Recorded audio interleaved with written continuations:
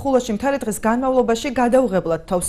უამინდობამ სოფელ ფუშრუკაულსა და ხიხაძირში საცხოვრებელ სახლს სახურავი გადახადა, რის გამოც ვაჟა სურმანიძის 8 წევრიანი ოჯახი თავს დროებით მეზობელთან აფარებს. უამინდობამ მაღალმთიანეთში ენერგომომარაგების მხრივ პრობლემები შექმნა.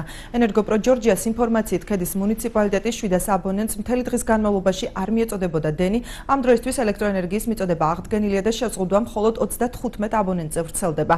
შეზღუდვა იყო ხულოს მუნიციპალიტეტის რამდენიმე სოფელშიც, თუმცა პრობლემა უკვე აღმოფხრილია.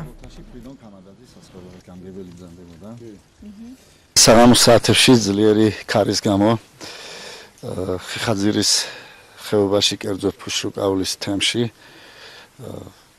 ვაჟა სურმანიძის საცხოვრებელ სახლს ახადა სახურავი ქარმა. ამ მომენტში ოჯახის წევრები გადაყვანილი არიან უსაფრთხო ადგილას. ასევე შემდგომ ღამის საათებში ისევ ქარის მიერ მოხდა სოფელ ხიხაძირში და სოფელ კალოთაში ორ სახლს ახადა ნაწილობრივ სახურავი. მუნიციპალიტეტში არსებულ სამსახურს დაევალა, დაუყოვნებლივ გავიდა ჯგუფი, მთლიანად ვერ მოასწრო გუშინ ზარალის აღრიცხვა. დღეს გრძელდება ჯგუფის მუშაობა.